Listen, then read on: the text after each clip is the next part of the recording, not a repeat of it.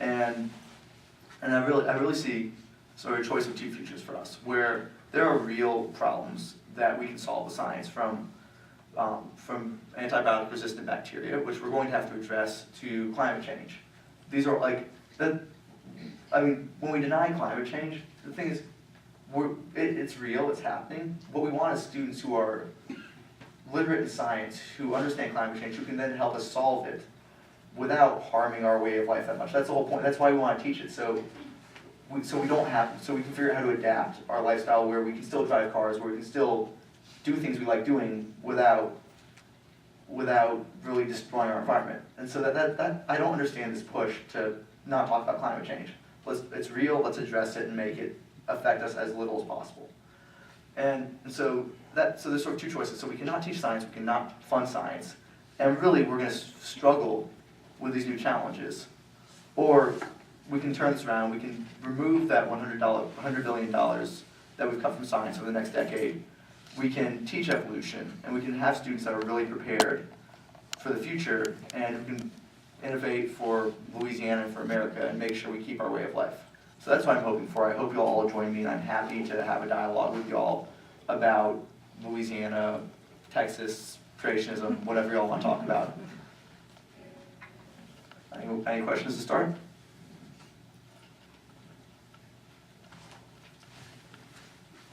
So you've put a lot of emphasis on evolution. Why is evolution in particular something that needs to be taught in science in the high schools? Because there's lots of things that don't get taught, right? There's way too much science. So why is that? Evolution is really just the basis of biology. At a fundamental level, if you don't understand evolution, then you're going to struggle with what else is biology? Just classifying things. And so without understanding the mechanisms of biology, you can't really go into any advanced fields. And on the flip side, you also, even if you don't go to advanced biomedical research, it helps for people to understand that things like bacteria evolve. And so you don't want to take all your antibiotics continually and allow bacteria to grow resistant to your medicine. There's certain basic things that you need to understand in daily life. Just sort of like you need to know how to do basic math when you go to the store. You need to understand basic biology just to live. And so that's why I think it's important. What do you think would be the best way to get like children or anybody really to be more accepting towards like climate change or evolution? Like teach them while they're young? Or? Yeah, it's sort of catch-22, because the easiest thing to say is, well, make sure they learn in schools. But if the schools aren't teaching it, then you've got to get it taught in the schools. And it's hard to get it taught in the schools without public support, which means that you need the new generation of kids to accept it, which means you need to teach it. And so, as I see it, it's just sort of a continual struggle to educate the public, continue to the way I do is I'll continue to talk about it, I'll continue to write, I'll continue to see, I'll go do a Google Hangout with a scientist and sort of have them talk about evolution or climate change, and just see how many people I can get to see that, and slowly build this movement of people who understand the science, accept the science, and want taught. And maybe that will eventually build a generation of kids who grow up accepting all the science, and it's just mainstream. We don't ever have to worry about it again. So that's where I see that going. So I'm sure with you starting all of this, you probably face a lot of resistance. And you kind of talk about it a little bit with the state legislators. But what victories, I guess, have you had with this? Like, what advancements have you seen in the public sector as far as what you're trying to? So the biggest victory I've ever seen came when I was a senior in high school, and that was the Louisiana Science textbook adoption, where people tried very, very hard to remove all the biology textbooks that taught evolution, and they actually failed in Louisiana, where all our biology textbooks, which every school across the state has to use, teach evolution and teach it well. And that's not the same thing that's happened in other states. So Texas right now just also adopted new biology textbooks, but it took several years where the adoption was held off, where curriculum standards have been undermined in that state. It's really much more shaky. And not every school in Texas has to actually teach from those textbooks either.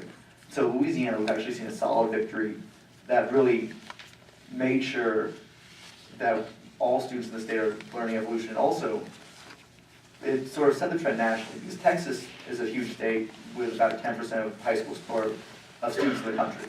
And so normally when the textbooks are published, they're written for Texas. But since Texas held off adopting, other states were looking, actually Louisiana at that time, to see whether Louisiana was the trend for biology textbooks that taught evolution or not, and we're going to base their publishing off that. And so since Louisiana adopted good biology textbooks, it actually resonated around the country in a huge way. And that's sort of the biggest victory that I've ever seen happen. It was really amazing because it was the very first thing I ever got involved in. And we actually came out ahead there. So after that, it's been sort of a long, hard trek, continually just building and building and building. But I think this might be a big year in terms of creationism laws, not just in Louisiana, but also the curriculum in Texas, and maybe even in Tennessee, where there's a copycat law of Louisiana's. So I'm looking forward to this year. So what is the state of the law in Louisiana right now in public schools, in a public school, in biology, with a state-adopted textbook? The theory of evolution is explained adequately and correctly. The theory is explained adequately and correctly, but what can happen is that a teacher can bring supplemental materials that aren't approved. This is bringing me to my question, that who is establishing what is truly and correctly the presentation of the theory of creationism? What do you mean by that? What the scientists, there's scientific agreement on what the theory of evolution is, how it works, and what proves it. But what is the equivalent to that for the theory of creation? Because as far as I know, there's one or two. So there's no, my degree here is explained sort of, it's an interesting thing because a lot of people don't actually understand where their beliefs sort of lie, or what you title your belief. And so creationism started with the sort of Earth is the main creationism that everyone knows is the Earth is 6,000 years old. Evolution did not happen, and that was mainstream until the Edwards case. And at that point, the creationists lost that case. They could no longer mandate creationism in public schools, so they created this thing they call intelligent design. And it's a brilliant name because it sounds like a lot of people think I believe in God, therefore I believe in intelligent design. That's not at all what it is. Intelligent design is a specific rejection of evolution.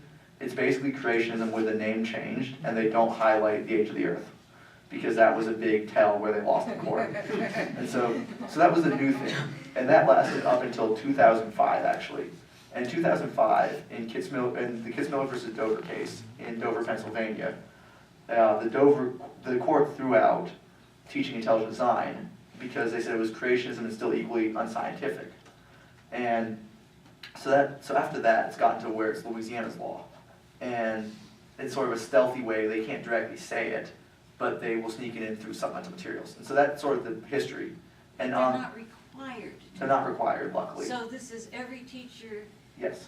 teaches this science textbook that has the scientific theory in it, and then is free to bring in any tooth fairy or Yeah. anything else Yeah. that might be relevant to And their way of yeah, thinking. and even worse, even though the teachers are required to teach the textbook, seeing this law, they may take it as implicit, endorsement of just teaching creationism, which is also a problem. Or on the flip side, they may just say, well, we take this as teaching creationism, we take it as pressure against teaching evolution, so we're just not going to teach evolution in the state.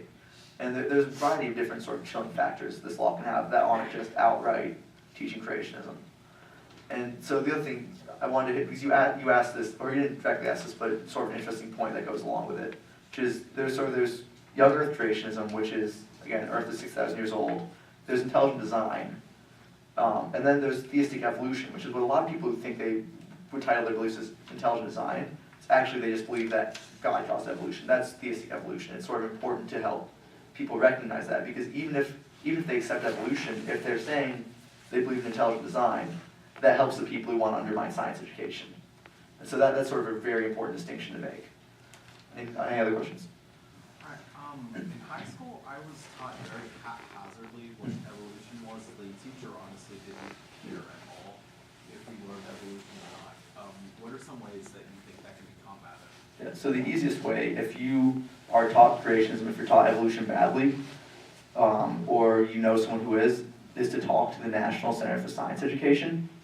And they're this organization that watches science standards around the country. And you can ask them to sort of help send a letter to your teacher, help educate your teacher about what science is. And if the teacher's actually directly teaching creationism, I would reach out to the Americans United for Separation of Church and State, and they can send a cease and desist letter to the school to start and help prevent the teacher from continuing that. So those are the two best resources I go to. Also, the ACLU is another one. And there's, or honestly, like, if you know someone, send an email to me. My email's online. It's repealcreationism@gmail. It's pretty easy, and I'll go connect you to anyone who can help you. So that's I mean, it's very easy to reach me. Does creationism have to do with the biblical story or like being put into the classrooms? Or is that a totally different subject? It depends on the teacher. So some teachers may try and teach the biblical stories. Some teachers may just sort of undermine evolution. You see a whole variety of different ways that science is undermined or creationism is brought in the classroom, and it really depends on how bold the person doing the teaching is. So your whole aspect is like to separate that portion Yeah. from the scientific? Yeah, because it's just not science, so it belongs in a religions class, but not science class because it's not science. I just texted my 9th grade daughter and asked her if she's ever been taught evolution, and she attended the #1 middle school in the state of Louisiana here in Shreveport, and she said this is the first year in 9th grade that she's learned about evolution, other than, you know, what we talk about at home.